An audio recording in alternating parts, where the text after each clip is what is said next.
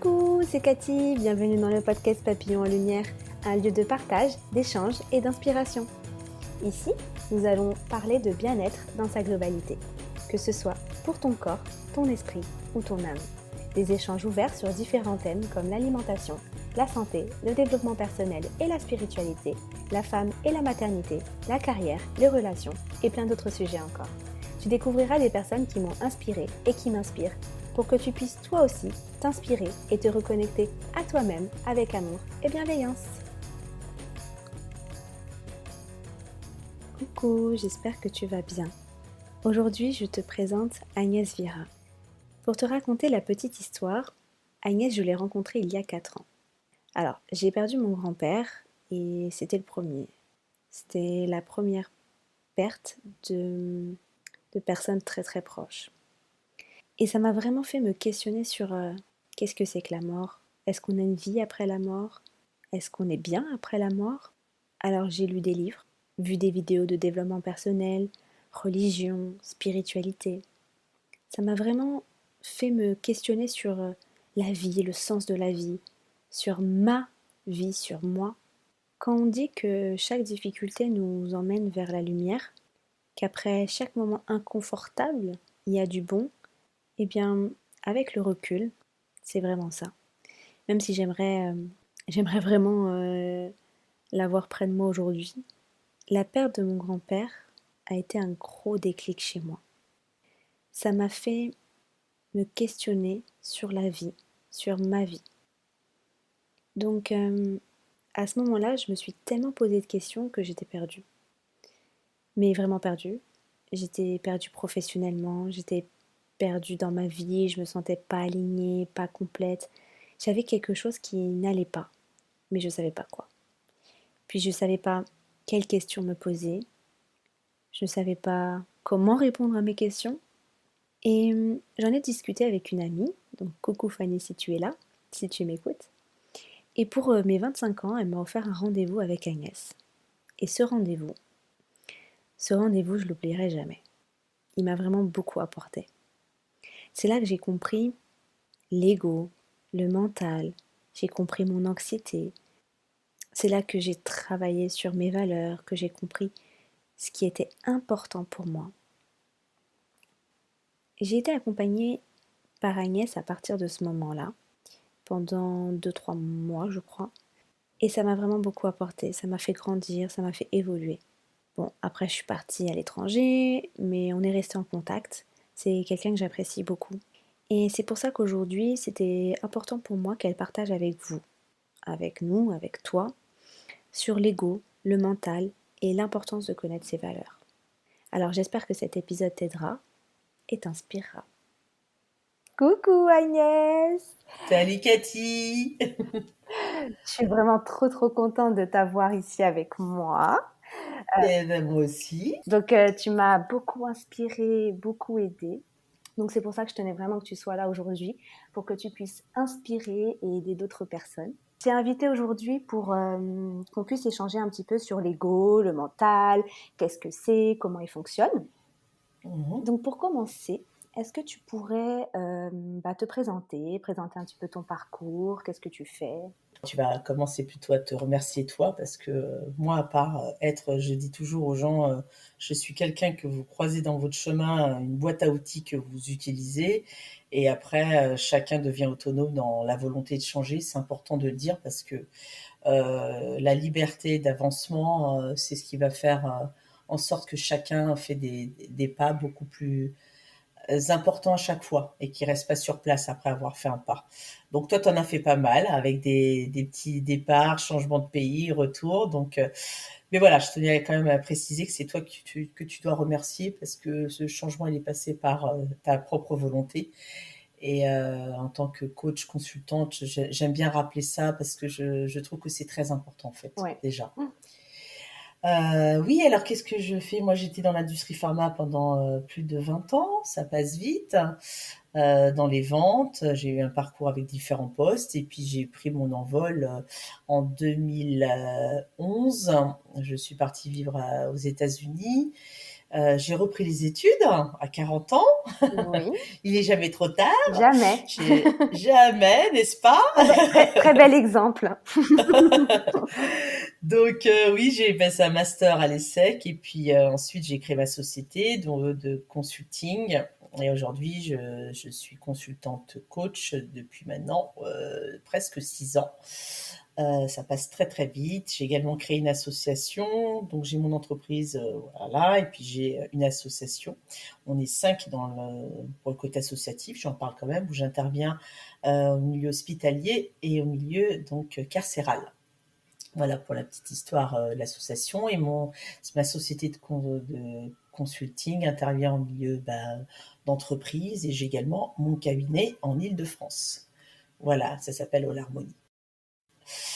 Donc déjà merci de m'avoir invité. Donc je vais te partager très spontanément, comme si tu étais en face de moi, dans nos petits moments de partage quand tu venais me voir au cabinet. Tout à fait. On va faire, je vais fermer les yeux, imaginer que tu es près de moi.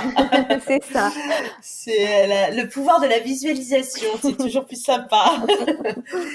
Donc oui, alors je suis spécialisée justement, je le précise quand même, je me suis spécialisée dans l'équilibre donc émotionnel et la performance mentale, puisque j'utilise des techniques comme l'épigénétique et les neurosciences, la neurobiologie.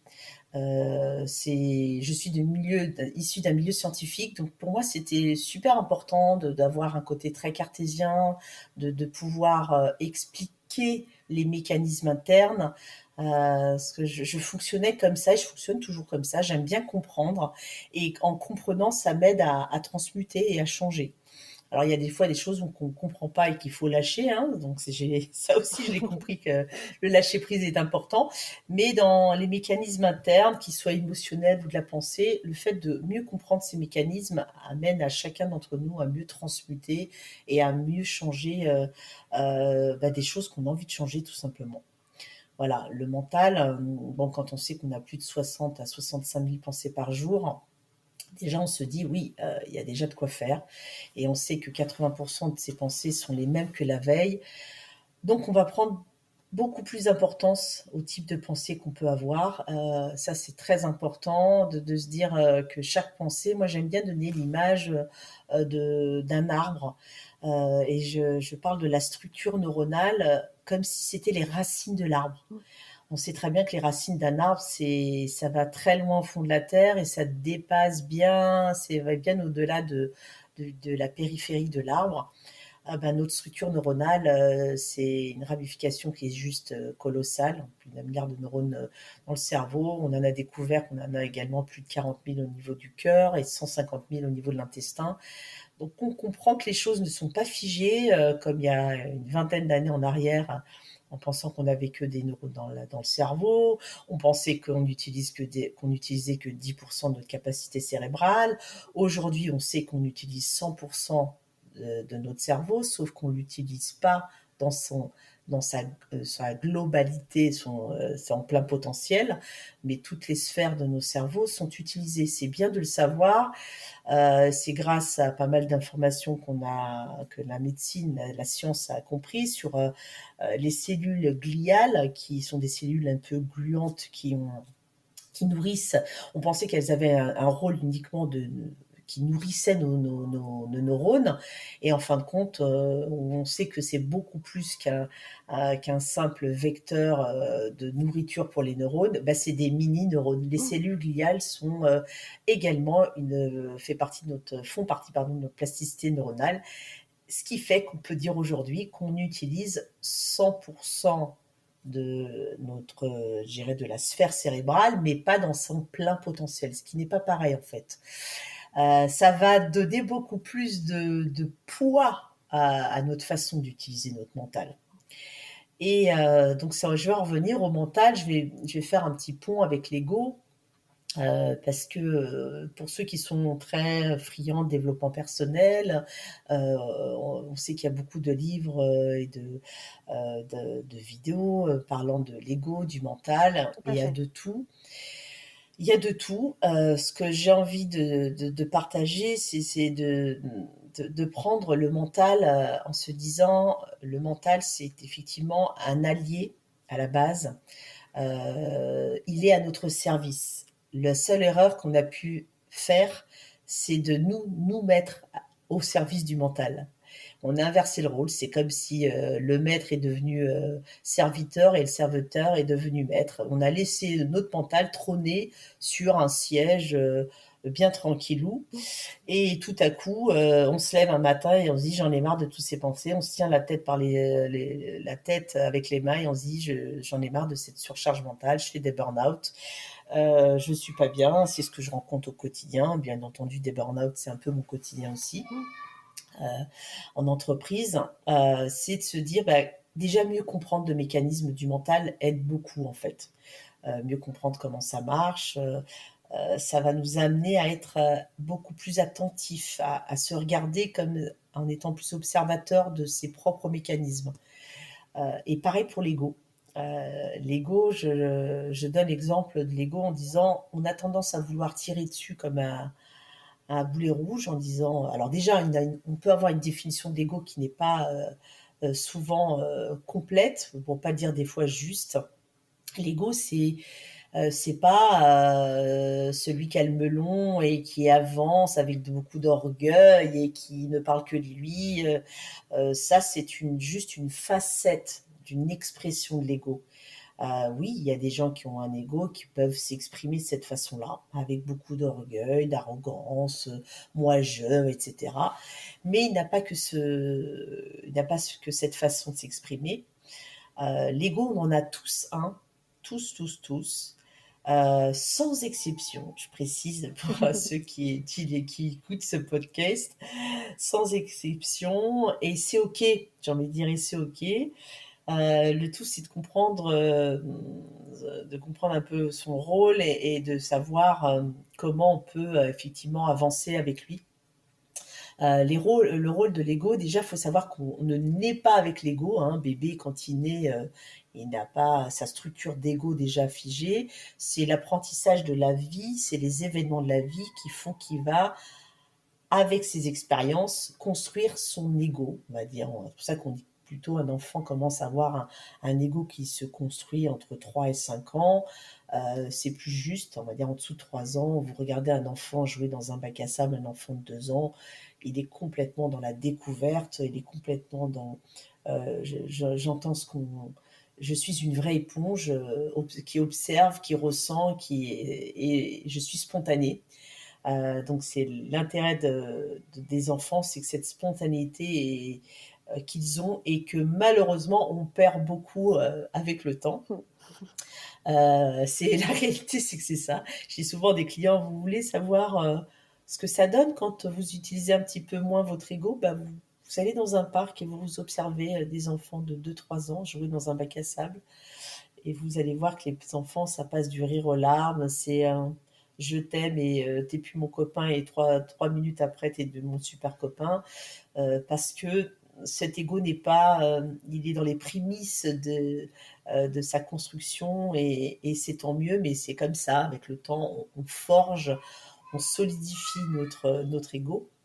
Il y a un livre que j'aime beaucoup d'ailleurs, je le partage, qui est Le Chevalier à l'armure rouillée, qui est un livre qui explique les mécanismes de l'ego avec beaucoup de belles métaphores. En tous les cas, j'invite ceux qui ne l'ont pas lu à le lire. Oui, c'est un livre qui est très fin, pas très long à lire. J'essaie de me rappeler de l'auteur si je me souviens, je vous le dis tout à l'heure. Mais ça s'appelle Le Chevalier à l'armure Ah, rouillée. je l'ai pas lu. Et voilà, donc l'ego, à la base, quand on le construit, il est là pour nous protéger. Le rôle qu'il a endossé, c'est le rôle de protecteur.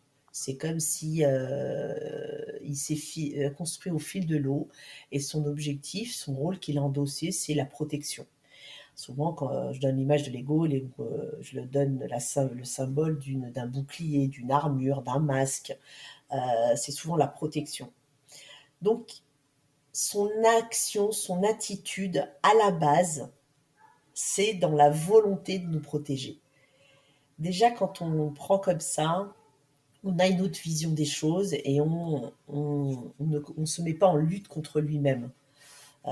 C'est bien de se le dire parce que on se met à lutter pour, je dirais, dès qu'on commence à mettre les pieds dans le développement personnel et qu'on découvre l'ego, on se lance un défi tout de suite. C'est ah là là, super, moi je vais le combattre, je vais le voir, je vais tout de suite le voir, je vais même pas en rêve, tu vas passer par moi, ça y est, je t'ai vu, j'ai compris comment tu fonctionnes. J'ai envie de vous dire stoppez ça tout de suite. L'observation, la compréhension du mécanisme est très intéressante. Le piège, c'est de rentrer dans une bataille en fait, dans une bataille de lutter contre lui, c'est moi qui vais gagner. Alors que la simple attitude de bienveillance, de vouloir changer en interne pour être plus aligné, pour être plus en cohérence avec nos valeurs, c'est d'éduquer un ego comme on éduque un enfant. Du coup, on va plus prendre la chose de la même façon. On voit l'ego, on l'observe parce qu'on a vu sa façon d'agir, et, euh, et du coup, on se pose vraiment la question, est-ce que je parlerais comme ça à un enfant qui vient de faire une bêtise?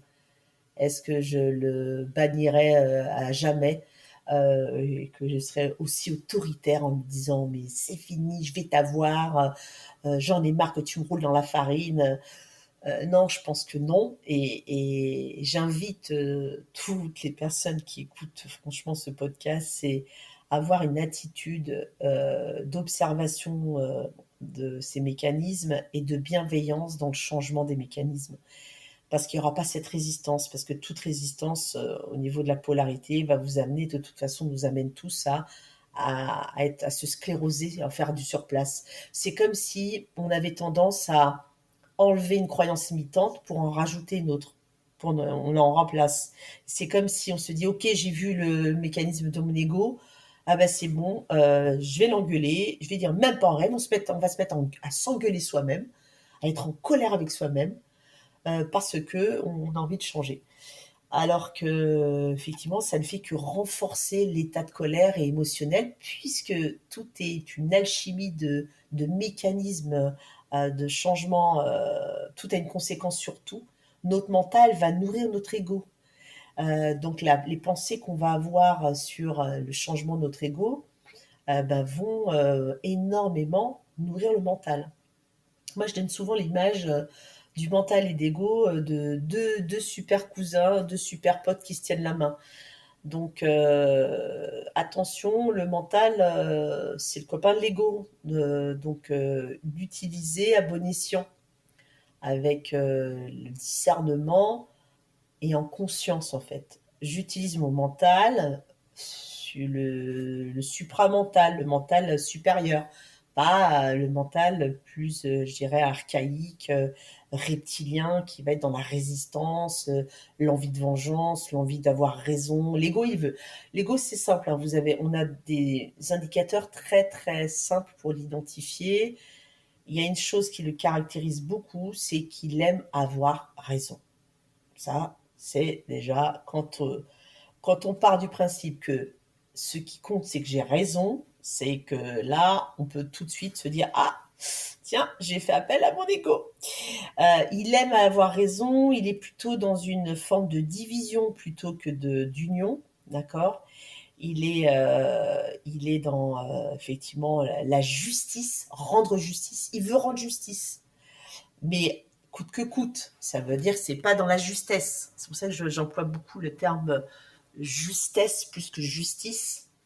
Attention à vouloir rendre justice, parce que du coup, le curseur du bien-être, de l'alignement, il n'est pas souvent fiable à ce moment-là. Donc l'ego, voilà, il aime avoir raison, il est dans la justice, il est dans la moi-je, d'accord. C'est avant, c'est assez opportuniste et d'abord on pense à soi. Et même si parfois il est assez malin pour faire croire qu'il le fait pour les autres. Voilà. l'ego, il n'est pas altruiste, il n'est pas dans la compassion et dans l'amour inconditionnel. Hein. Il n'est pas dans ce délire-là. Il va plus vouloir dire, même si je fais ça, c'est pour ton bien. Mais en fait, non, il aime de toute façon être reconnu. Et être reconnu, c'est pas besoin d'être reconnu sur les plans, je dirais, oh, je suis en lumière, on parle que de moi. Non, non, être reconnu, ça peut être une chose toute simple. C'est, tu te rends compte, je lui ai donné ça, il m'a même pas dit merci. Ok, ben ça, c'est vouloir être Ouais, reconnu. C'est ne pas donner d'une façon simple. Bon, il a peut-être oublié de me dire merci, c'est tout. Il a peut-être oublié. Et là, il n'y a pas l'ego. Et quand il y a le jugement, l'ego, il est dans, oui, notre point très important, il est dans le jugement. Donc l'ego juge, il aime avoir raison, il est plus avoir raison que gain de cause. Hein. C'est plus important d'avoir raison que les deux parties, par exemple lors d'une dispute. De toute façon, quand il y a une dispute entre deux personnes, c'est deux égos qui se parlent. Hein. Parce que quand la discussion s'apaise, c'est qu'il y en a qui a baissé ses armes, qu'il a baissé son bouclier d'ego. Ça a bien donné cette image. C'est pour ça qu'il y en a qui sont toujours un peu plus sages, et que les disputes qui durent longtemps et qui ont des colères qui restent longtemps figées. Quand j'interviens pour les gestions de conflits, je sais m'appuyer sur la personne qui va avoir la sagesse de lâcher plus rapidement et de faire appel à son discernement pour la reconnecter à ses propres valeurs, en fait. C'est se rappeler qui on est et ne pas vouloir être absolument ce que l'on croit que l'autre veut que l'on soit. C'est bien ça. Donc, pour sortir de l'ego, c'est OK. Qui je suis, parce que là, je suis en train de partir en sucette, là, je suis en train de vouloir avoir raison, vouloir à tout prix, effectivement, je suis en train de le juger. Ça veut pas dire qu'on est des bénis oui-oui, qu'il faut ne pas, j'irai prendre sa place, etc. Et quand ça va pas, dire que ça va pas. Mais le jugement, c'est, j'irais s'imposer un rôle, j'irais autoritaire de hiérarchie, j'ai envie de dire qui ne nous est pas légitime en fait. La réalité, c'est qu'il n'y a pas de hiérarchie entre chacun d'entre nous en fait. La hiérarchie, elle est uniquement sociale dans ce qu'on a voulu, dans des postes, dans des castres, dans des choses comme ça. Donc, à partir du moment où on se dit, OK, on est tous des êtres humains, on fait tous partie de la même famille, bon, qui suis-je moi pour vouloir contrôler telle personne ou autre? Bon, mais la notion de pouvoir, elle a toujours existé, d'autorité également, mais c'est de comprendre tous ces mécanismes, parce que ça nous aide énormément dans notre quotidien, ça nous amène plus à être dans la paix et à être déjà notre première paix, notre paix, c'est le vrai, je dirais, défi, c'est la paix intérieure. Avant de vouloir changer l'autre qui a un ego comme ci, qui a un ego comme ça, là, mais il ne te rend pas compte de ce qu'il m'a dit, là.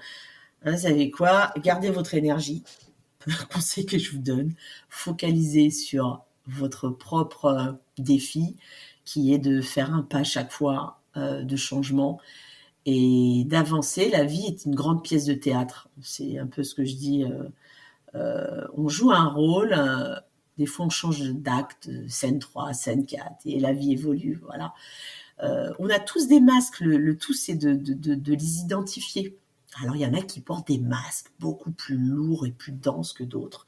L'authenticité, c'est une quête qui est un peu à la portée de beaucoup hein, dans le développement personnel. C'est très beau, c'est une quête qui est, pour moi, je trouve ça noble et sage. Mais encore, faut-il être, j'irais, se dire la vérité. Moi, je dis souvent aux gens, commencez par vous dire la vérité, c'est le plus important. Et à chaque fois qu'il y a une petite faille dans un comportement où c'est pas trouvé super cool, bah c'est ok. Moi, je dis, j'ai vécu un moment, bah j'ai pas été très cool là à ce moment-là avec lui. D'accord. C'est d'accord. J'ai arrêté de me dire que j'ai été cool et que c'est lui qui l'a pas été. J'ai sûrement eu ma part de responsabilité, mais plutôt se poser la question, qu'est-ce que j'ai appris de ça? D'accord, j'ai pas été très cool. Du coup, j'ai appris quoi sur moi? Travailler son ego, c'est beaucoup là-dessus. C'est Au lieu de uniquement le voir, c'est dire qu'est-ce qu'il est venu m'apprendre, cet événement de vie à ce moment-là, cette difficulté, qu'est-ce que c'est venu m'apprendre? Et on se pose vraiment la question et on se dit la vérité. Ah bah, c'est venu m'apprendre que ah bah, je pensais pas pouvoir être aussi courageuse et lui balancer autant de choses dans la tête. Hein. Ok, une forme de détermination, de courage, c'est vrai. C'est venu m'apprendre aussi que je peux, quand je dis les choses, il faut pas que j'attende trop de les dire parce que ça fait comme cocotte minute et généralement ça fait plus mal. Je peux faire plus mal quand je dis pas les choses progressivement et sans avoir peur du jugement de l'autre. Ok. Donc la prochaine fois, oui, je pense que j'attendrai pas autant que j'en ai gros sur la patate pour exprimer mes ressentis. Voilà. Ça peut être des choses comme ça sur les mécanismes. En fait, à chaque compréhension et à chaque fois qu'on voit une facette de notre ego, une facette de notre mental, c'est se dire que ça n'est qu'une facette. Attention, et tout est bien fait. C'est comme les caméléons, ils s'adaptent. À un moment, il va s'exprimer comme ça, mais il va faire preuve d'adaptation aussi. Mais c'est à chaque élévation de conscience, quand on va, je dirais, avancer dans la vie, mieux se comprendre. C'est comme si on était en train de polir son ego. Je dis souvent, vous inquiétez pas, c'est comme un sculpteur. Vous êtes en train de sculpter un peu à l'image de la personne que vous voulez vraiment être. Ben, vous sculptez et après vous polissez avec un petit papier de verre et c'est OK. Donc à vouloir tout faire tomber en un claquement de doigts, il y a beaucoup de frustration, plus qu'autre chose. Alors que, et du coup, on passe à côté des moments de la vie, des cadeaux de la vie en fait. C'est comme si on se donnait un deadline. Alors j'ai 2 ans pour avancer en développement personnel, parce que dans 2 ans, il faut que je cartonne au niveau de ma boîte, il faut que je cartonne au niveau de ma vie, il faut que j'ai pu faire ma vie comme je veux, finir ma formation, rencontrer l'homme de ma vie, et peu importe quel que soit l'objectif que chacun peut avoir. Hein. J'ai des exemples comme ça qui sortent de ma tête, mais ce qui est important, c'est vraiment d'avancer et de se dire que sur ce chemin-là, il va y avoir des cadeaux et des cailloux. Et les cadeaux, je les vois et je suis dans la gratitude et je dis merci. Et les cailloux, je les vois et je suis dans la gratitude et je dis merci. Pourquoi je dis ça? Parce qu'en fait, on n'a pas tendance à se dire que l'événement désagréable qui nous fait sortir notre dragon, notre ego, ou qui nous fait sortir notre pitbull de mental, pour certains, on peut l'appeler comme vous voulez, hein, eh ben, c'est pour qu'on puisse sortir le papier de verre et polir un peu la sculpture que vous êtes en train de sculpter. On apprend beaucoup des événements très durs. Hein. J'ai pas dit que c'était cool, je le sais, je suis passée par là, mais on apprend beaucoup. Et du coup, qui dit: «Ah ouais, j'ai fait un saut quantique là, pouah, le saut de Tarzan là», avec cette histoire-là. Mais au début, on n'a pas envie de dire: «J'ai fait le saut de Tarzan», hein. Au début, on a envie de dire: «Mais pourquoi moi? Mais pourquoi moi? C'est pas juste, c'est pas juste». D'accord, j'entends. Oui, je sais que c'est pas agréable. Mais jamais je dirais c'est pas juste, parce que j'ai envie de dire en fait tout est juste. Quand C'est je dis juste tout est juste, inconfortable. voilà. Tout est juste, parfois c'est juste inconfortable, mais c'est juste quand même. C'est ça qu'elle dit. Voilà. C'est de se dire qu'à ces moments-là, c'est ça. On apprend beaucoup des choses, des événements durs de la vie, même si à ce moment-là, l'ego est très présent, même si le mental est très présent. Euh, à nous de discerner et de se voir avancer. Moi, j'ai vu mon mental évoluer. J'ai dit: «Ah ouais, c'est vrai, avant, j'aurais réagi comme ça. Il y a 10 ans. Ah, il y a 5 ans comme ça. Ah bah, il y a 2 mois comme ça». Et c'est vrai. Et là, on sourit. Et quand on commence à sourire de l'événement parce qu'on se voit ne pas réagir comme avant, mais plutôt agir avec discernement, et ben là, vous pouvez vous féliciter. Faites-le parce que chaque fois, chaque pas, c'est une réussite.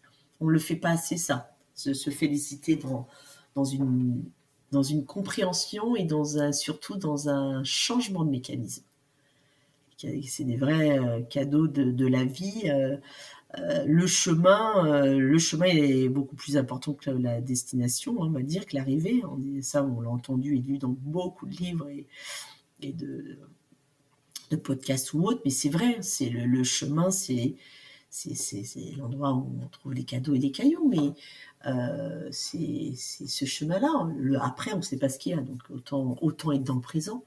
Et en étant dans le présent, effectivement, ça c'est Cartolé qui le dira beaucoup mieux que moi. C'est là où on peut jouir de ce plaisir de la vie, en fait. C'est un vrai défi d'être dans le présent, mais c'est une vraie beauté, en fait. Mais quand on y arrive, ne serait-ce que quelques minutes par jour, parce que je vais essayer de rester humble en disant quelques minutes par jour, c'est déjà au début, ça fait quelques minutes et après quelques heures, c'est déjà pas mal. Parce qu'on est dans une vie de tourbillon. Beaucoup sont effectivement travaillent dans des circonstances où ça va à 10 000 à l'heure. Donc on n'est pas des little Bouddha assis dans notre tatami, vous voulez, mais on peut prendre du temps pour vivre des moments d'apaisement mental et d'être dans le présent. S'asseoir, regarder un coucher de soleil, mais être vraiment là, sentir le vent sur son visage. Ça, c'est des moments intenses. Si on se donne le droit de les sentir intenses, en fait, et ne pas passer à côté comme... parfois, on passe à côté des choses qui sont juste à côté de nous et on s'en rend compte quand on les a perdues, qu'elles étaient juste magnifiques. C'est ça. Donc, c'est avoir La gratitude. cette gratitude aussi. Le lâcher prise, on sait que tout ça, c'est pas facile. Moi, je vais avec beaucoup de sagesse vous dire que le coach qui vous dira que c'est facile, c'est tant mieux pour lui, mais je serais curieuse de savoir comment il a vécu dans sa vie. Mais c'est coach, thérapeute, tous ceux qui sont dans l'aide à la personne. D'ailleurs, si on parle des choses avec qu'on arrive à toucher les personnes qui nous côtoient, c'est on parle mieux de ce qu'on a vécu, en fait. Et d'avoir vécu l'adversité et d'avoir vécu un changement de mécanisme d'ego, un changement de mécanisme mental. En fait, c'est bien d'avoir vécu tout ça. Parce qu'on peut mieux me l'expliquer. Attention, dis-toi, moi je dis à mes coachés, attention, alors dis-toi qu'au début, tu as identifié un mécanisme, tu vas être fier parce que tu l'as vu. Continue à bien observer cette facette-là, mais des fois, il y a une autre facette qui apparaît. Sois vigilante. Ce qui est plus important, c'est de voir à quel moment tu sors de tes valeurs. Parce que quand tu n'es plus dans tes valeurs, c'est que tu es dans ton ego. D'accord ? C'est que l'ego a pris le dessus. De toute façon, quand on est en alignement neuro-émotionnel, quand on est aligné avec qui on est dans l'émotion. Vous savez qu'il y a 2 émotions qui drivent le monde, hein, c'est l'amour et la peur. Et quand on est dans ces valeurs et qu'on est bien, vous savez, ces moments de waouh, quand on fait ah waouh, on est dans l'amour. Et quand on est en plein tiraillement, je peux plus, j'ai mal à la nuque, je peux pas, je suis fatiguée, là c'est qu'on est dans la peur. Ça déjà, c'est un bon baromètre qui nous aide à prendre des décisions plus justes pour nous. Parce que d'abord, il faut les prendre pour nous, parce que si on veut contaminer, j'aime employer ce terme avec des guillemets, hein, c'est un terme un peu médical et c'est peut-être pas le moment avec le coronavirus, mais si on veut, j'irais avoir un bel impact autour de nous, soyons sages et humbles en disant, c'est en ayant un bel impact sur moi déjà. Parce que c'est en étant bien avec moi-même que je vais toucher autour de moi, que je vais toucher mes enfants, que je vais toucher mes parents, que je vais toucher ma famille, mes amis et les personnes qui viennent me voir au cabinet. Tu as parlé des valeurs. Est-ce que tu Oui. pourrais nous dire justement comment connaître nos valeurs? Comment savoir quelles sont nos valeurs? Tu peux te poser la question tout simplement. C'est moi, en coaching, je m'assois et je dis à la personne, bon, concrètement, si tu devais demain me dire ce qui est incontournable pour toi pour avoir du bonheur dans cette vie, ce qui est épanoui, ce qui te rend heureux. Parle-moi des valeurs qui pour toi te sont vraiment incontournables pour être heureux. Sans ces valeurs-là, la vie ne mériterait pas, pardon, d'être vécue. Ah, et là, personne ferme les yeux. Qu'est-ce qui mériterait pas d'être vécu si j'avais pas quoi comme valeur? Et là, elle dit, et là, elle commence à te sortir. Les premiers mots qui sortent sont les bons. Hein. On parle pas de qualité, on est bien d'accord, on parle de valeur. Hein. Des fois, on pose la question, mais c'est quoi la différence? Bien sûr qu'il peut y avoir dans les valeurs des qualités, mais des valeurs, c'est effectivement ce que, quand on ouvre une fois, on m'a posé la question, mais c'est bien si j'ouvre l'ordinateur, je tape valeurs et que j'ai la liste des valeurs. Non, laissez-les émerger de votre subconscient, comme ça, naturellement.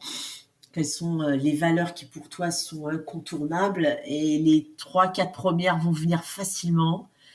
Moi, je dis souvent prendre 7, un peu un chiffre magique. Je vous rassure, on en a bien plus que ça. Mais les 7 qui vont venir en premier, ça va être les plus importantes. Et j'ai une petite technique que j'aide à un moment. Il y a des fois certains de mes coachés qui vont buter au bout de la 5e. Ils n'arrivent plus à en trouver après la 5e.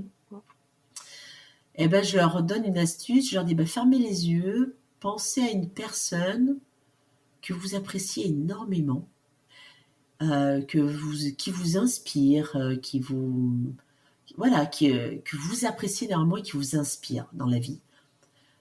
Ouais, ça y est, vous l'avez. La personne me dit oui.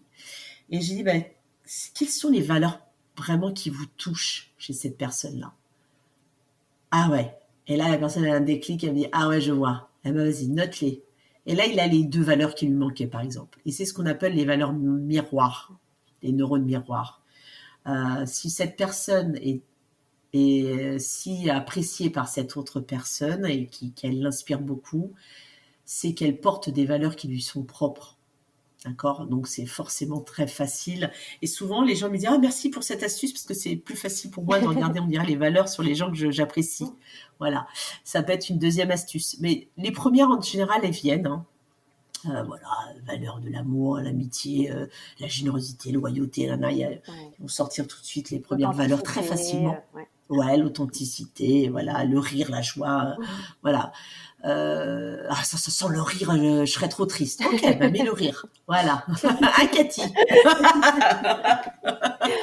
Je sais pas pourquoi j'ai dit ça. Bon, ça va, je les connais. Voilà.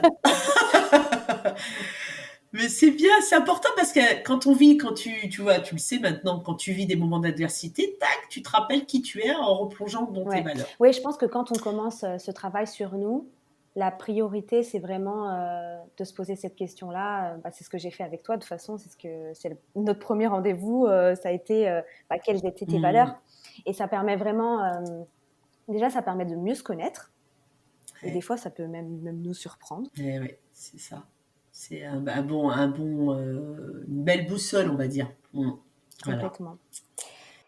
Est-ce que tu pourrais aussi nous parler un petit peu, tu as parlé un petit peu du subconscient. Alors, il y a le conscient, il y a l'inconscient, il y a le subconscient.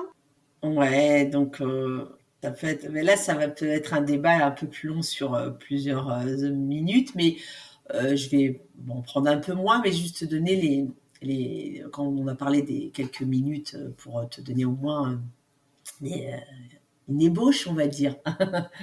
Mais c'est vrai que le conscient reçoit 2000 informations à la seconde.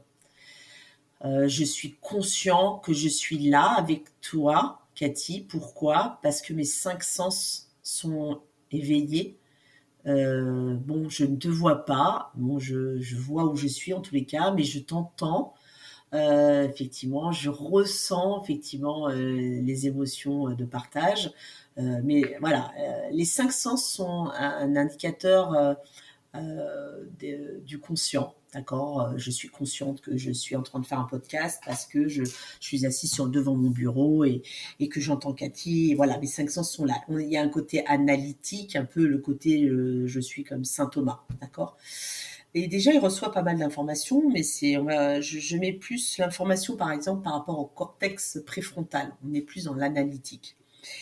Et le subconscient, on va se rapprocher plus du cerveau limbique, espèce de poire à l'envers, là, vous savez, quand on coupe le cerveau en deux. Le cerveau limbique qui est le siège des émotions.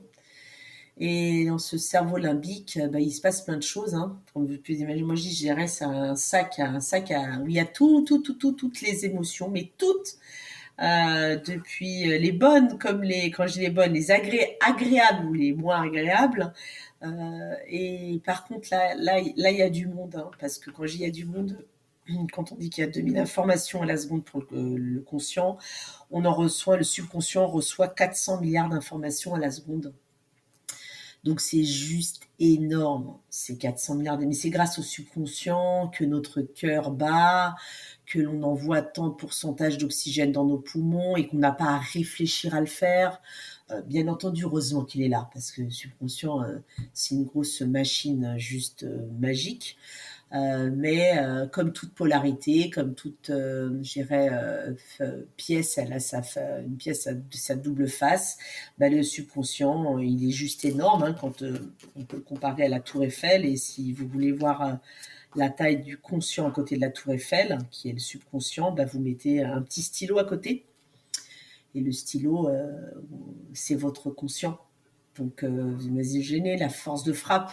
C'est important d'amener notre subconscient en développement personnel. Moi, c'est comme ça que je travaille. Je travaille avec le conscient subconscient dans le but d'amener les deux vers le même sens, d'accord ? Qui prennent la même direction, en cohérence avec nos propres valeurs, pour prendre les décisions les plus justes et effectivement arriver à être heureux, parce que c'est quand on est aligné. Je parle bien d'alignement neuro-émotionnel, j'aime bien parler des neurones de la tête, des neurones du cœur, des neurones de l'intestin. Quand tous ces neurones communiquent bien entre eux et quand tout est fait dans la justesse de nos valeurs, je peux vous dire qu'on en ressent la différence au niveau de notre vie. Le truc, c'est quand on écoute trop les peurs de notre mental et qu'on oublie qui on est. Moi, je dis aux gens, vous savez quoi ? Vous écrivez en gros vos valeurs, vous les collez partout autour de vous. Et quand votre mental vous joue des tours, rappelez-vous, ah oui, c'est vrai, je suis ceci, je suis. Et mettez bien je suis. Si vous avez mis valeur, je suis amour, je suis courage, voilà, c'est important. Voilà. Mais je pense que ça mérite, oui. Mais pour pas être trop technique, je pense que d'avoir expliqué l'importance des deux, d'aller dans le même sens, d'où la forme d'éducation et pas d'aller contre. Quand je vous disais tout à l'heure, attention à vouloir s'engueuler avec notre mental, vu que l'émotionnel prend des places très très importantes, si on va dans l'agacement, on va nourrir l'agacement et la frustration, et ça va prédominer par rapport à la volonté de changer. Alors justement, comment observer notre mental ? Il y a la méditation qui peut aider. La méditation, elle ne va pas t'aider à observer le mental, hein. La méditation va t'aider à lâcher le mental, Okay. à être moins dans le mental, d'accord ? Être plus dans une... Je désamorce un peu un truc, d'accord ? Il sera là, mais tu vas le guider. Le mental, il n'aime pas le vide. Comme il n'aime pas le vide, c'est bien de lui donner quelque chose à faire. Eh ben, tu lui dis, écoute, concentre-toi sur ma respiration, s'il te plaît. Voilà. Le mental, c'est un exécutant. C'est un super exécutant. Si vous lui dites de rien faire, il va aller là où il a l'habitude d'aller. S'il a l'habitude d'aller ruminer, il va ruminer. S'il a l'habitude d'aller procrastiner, il va procrastiner. S'il a l'habitude d'aller critiquer, il va critiquer. Mais si demain vous décidez de changer, il suffit de dire à votre mental, ah, au fait, je t'ai pas dit, mais je vais reprendre les rênes de ma vie. Et tu vas reprendre les rênes de ma vie et tu vas écouter, on va aller dans un sens différent que celui où tu as l'habitude de m'amener. Du coup, c'est là où l'objectif, c'est de créer une nouvelle plasticité neuronale pour changer. Une habitude, ça se change par la répétition. Et c'est à ce moment-là qu'on va donner l'information à notre mental qu'on décide de changer. Et que ça va être par le phénomène de répétition. C'est vrai que ça ne va pas peut-être te plaire, parce que c'est une biochimie différente que je vais te demander de provoquer. Le mental, chaque pensée va déclencher certains neurotransmetteurs. On a des neurotransmetteurs, on en a 70 dans le cerveau, mais les pensées que l'on va avoir vont avoir une influence sur un certain type de neurotransmetteurs. C'est-à-dire que si j'ai des pensées de colère, je vais déclencher d'abord beaucoup plus des neurotransmetteurs qui vont enclencher le cortisol, etc., la colère. Si je suis dans une pensée qui est plutôt très agréable, de beaux souvenirs, je vais enclencher des neurotransmetteurs qui vont enclencher l'ocytokine, qui est l'hormone de l'amour. D'accord ? Donc, vu que la pensée, rappelez-vous, c'est les racines de l'arbre, j'ai pas fini par rapport à l'arbre. Le tronc, c'est les émotions. Les branches, c'est nos actions. Et les feuilles, les événements que l'on vit. Et les fruits, c'est nos résultats. Donc, si à la base, la racine, on met du cyanure dans les racines, ne vous attendez pas à avoir un fruit comme résultat. Ou alors, si on ne met pas d'engrais positifs, peut-être que le fruit, un jour, il sera bon, un jour, il ne sera pas bon. Donc, le résultat de notre vie n'est que le reflet de nos pensées. Donc, d'où les affirmations positives peuvent aider. Entre autres, quand je dis entre autres, parce que c'est important de ne pas penser qu'il suffit que je dise je vais aller bien, je vais bien 10 fois et que ça va marcher. Oui, il ne faut pas non plus refouler et ne pas observer ce qui se passe à l'intérieur. Non, il faut vivre l'émotion opposée, puisque c'est 95%, ça va être le subconscient qui prend le dessus. Donc le subconscient, c'est le siège des émotions. On va pas répéter devant un miroir qu'on est belle et on va y croire. C'est pas comme ça que ça marche. Sinon, la méthode Coué n'est un prémisse qui peut être intéressant dans le développement de soi, mais qui n'est sûrement pas suffisant. Bien sûr. Parce que ça marcherait chez tout le monde sinon. Ce qui fait que ça marche pas chez tout le monde, ça marche chez les gens qui vivent l'émotion qui sort de la bouche de la personne au moment où elle exprime. Voilà, à ce moment-là, je dis effectivement, oui, je suis une femme courageuse et battante et ambitieuse. Mais si quand j'ai arrêté de le dire ou quand je le dis, j'ai la trouille et je ne vais pas prendre la décision de mettre mes rêves en place et qu'en vrai, je dis l'opposé de ce que je ressens, c'est le ressenti qui va prendre le dessus. D'où l'importance de se mettre dans un état de calme, donc la méditation, pour pouvoir, avec la visualisation, déclencher les 5 sens, les émotions, je dirais, agréables, à la hauteur de ce qu'on veut vivre. Et pour ça, il faut passer par du mental switch. Il y a d'autres techniques que j'utilise, comme le mental switch. Mais je pense que ça peut être le sujet d'un autre podcast. Mais c'est clair. Avec grand plaisir, Agnès, que tu reviens dans mon podcast franchement, il y aurait tellement de choses à raconter que je pense qu'on pourrait en faire 10 des épisodes. Mais c'est très bien, c'est super ce que tu fais. Déjà, là, tu vois, t'ouvres le bal avec des thématiques comme ça qui intéressent tout le monde parce que ça nous concerne tous, en fait. Et voilà, donc bravo déjà, je vais te féliciter. Merci beaucoup. Et puis je suis fière de faire partie de tes premières invitées. C'était une obligation pour moi. Est-ce que tu aurais chose à dire pour finaliser ce podcast ? C'est une belle démarche d'aller à la quête de qui on est. Socrate le disait lui-même, j'ai envie de finir avec cette phrase, c'est vraiment connais-toi toi-même. Je crois que c'est la phrase qui résumerait mon approche. Connais-toi toi-même, c'est ce qui est vecteur de la transformation et du changement pour un plus grand épanouissement interne. C'est parfait pour finir ce magnifique épisode. Merci beaucoup, Agnès. Merci beaucoup à toi, Cathy. À très très bientôt. Merci de m'avoir écouté. J'espère que l'épisode t'a inspiré. Tu peux me retrouver sur Instagram, Papillon en Lumière. Partage-moi ton avis, ça me ferait vraiment plaisir de savoir ce que tu en as pensé. Je t'envoie beaucoup d'amour et de lumière. À bientôt, au prochain épisode.